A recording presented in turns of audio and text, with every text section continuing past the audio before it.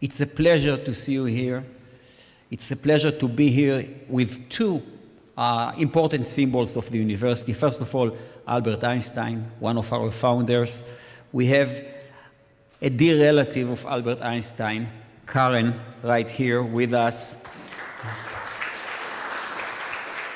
First, let me just thank you for your amazing hospitality to me. I am honored to be here. And many of you have asked, how the heck am I related to Albert Einstein? And let me just begin by saying that both my parents were born in Europe, but they met each other on a blind date in Dallas, Texas.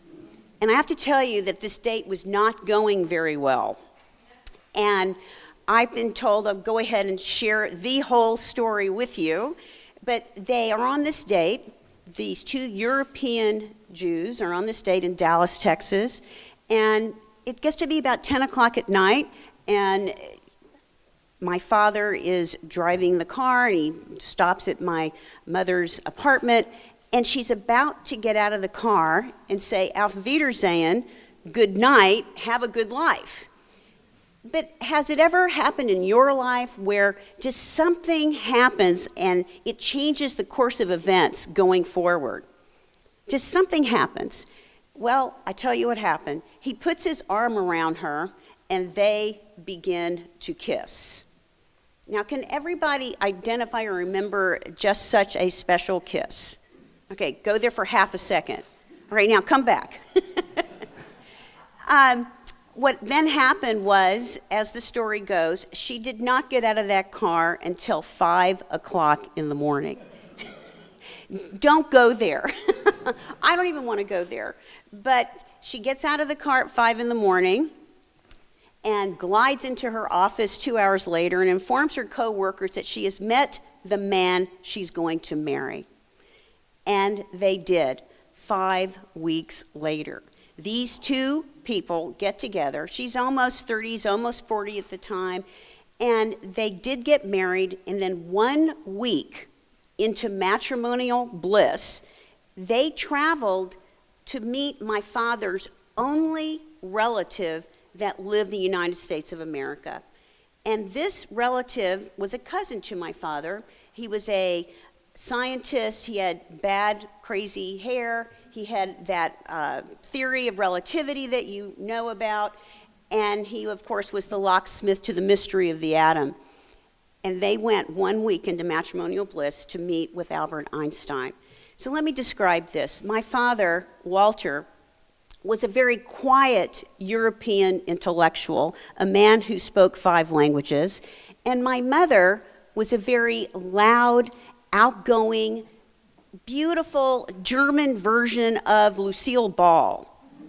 Now let's just stop right there. Which parent do you think I take after? Okay, tell me. Oh, thank you. Okay, thank you, both. All right, probably more my mother than my father. So this very quiet, intellectual father, Walter, lectures to my very loud and outgoing mom and says, Anne, don't talk too much. Don't ask too many questions. In fact, don't do much of anything, because if Einstein gets perturbed, he'll just walk out the door and go back to his office and start to work again. They get there, and let me just add to this that this is the 4th of July of 1949. So it's America's Independence Day, just 4 years after the end of World War II. And here are 3 European immigrants celebrating this day together. One is a survivor of the Holocaust. That would be my mother.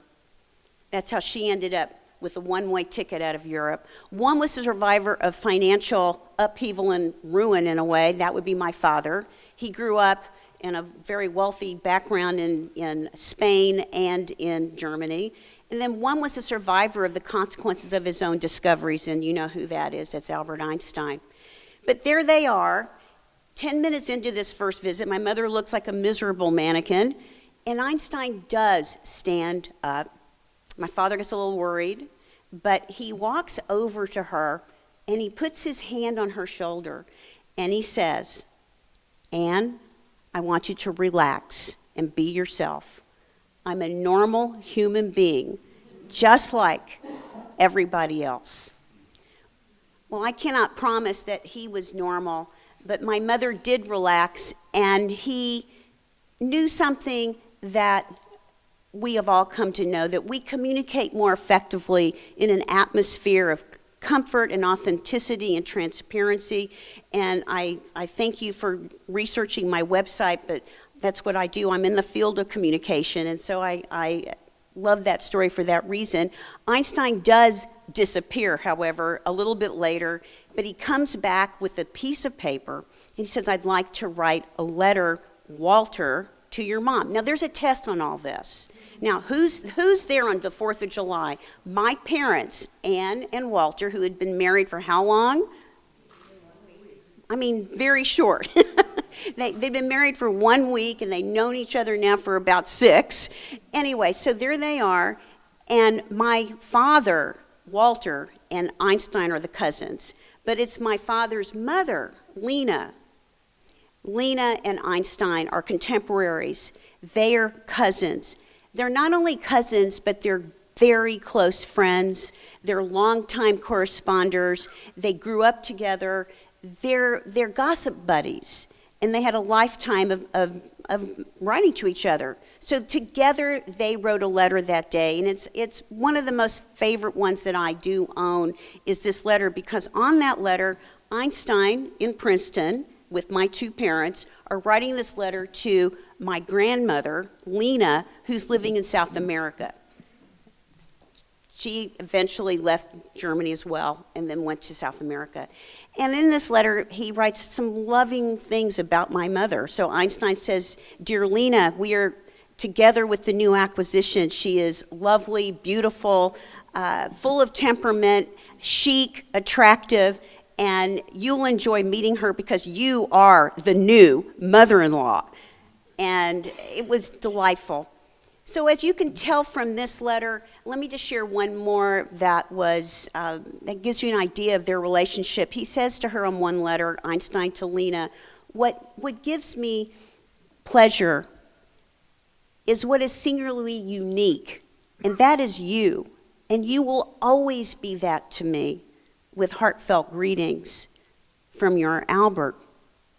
Well, what gives me singular pleasure is to stand here and honor the unique connection between Albert Einstein and Hebrew University. And I've been asked, well, what are some of these letters and how have they affected my life? There is another letter that he said this particular sentence. He goes to Lena, Dear Lena, about politics to be sure, I still get dutifully angry, but I do not bat with my wings anymore. I only ruffle my feathers.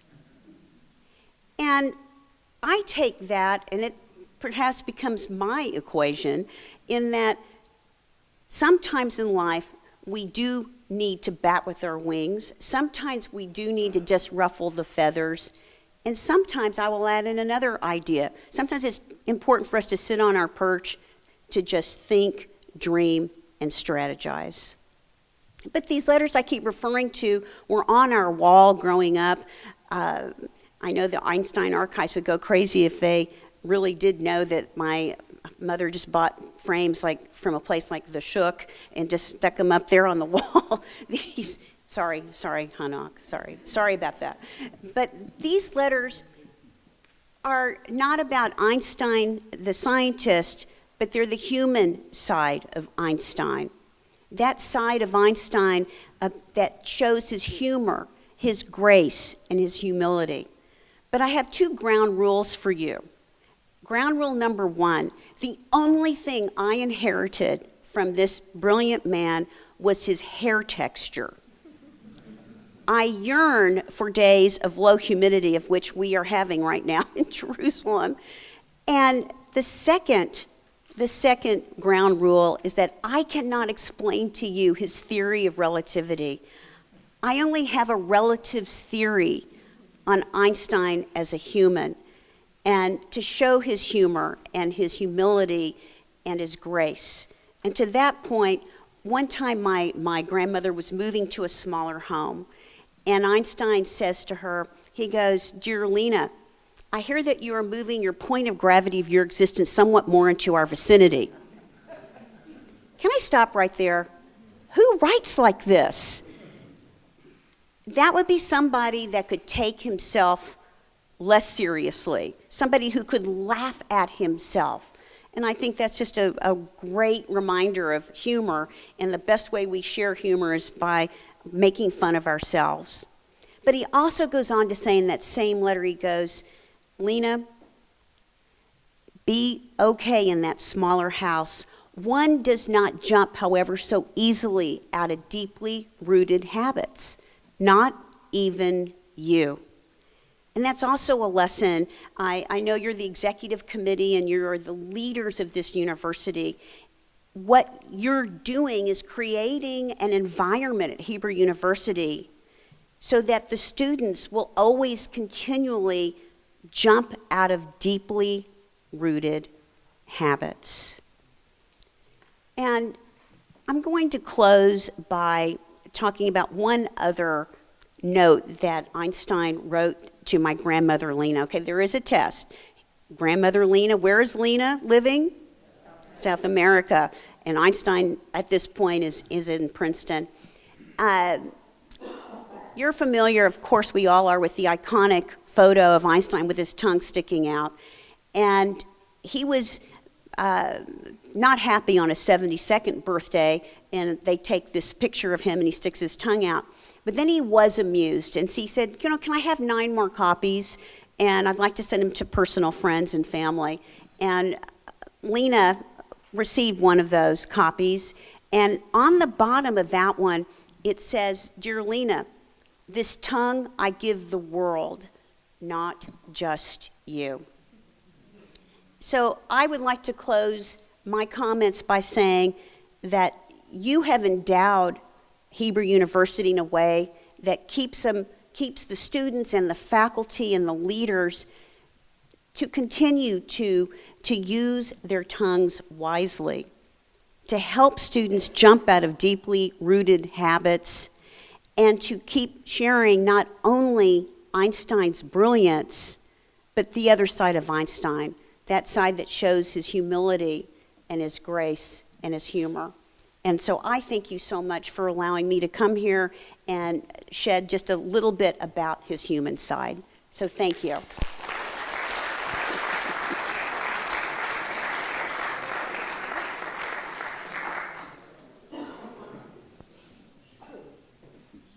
Well, Karen, relatively speaking, this is something very modest, but it's a flower.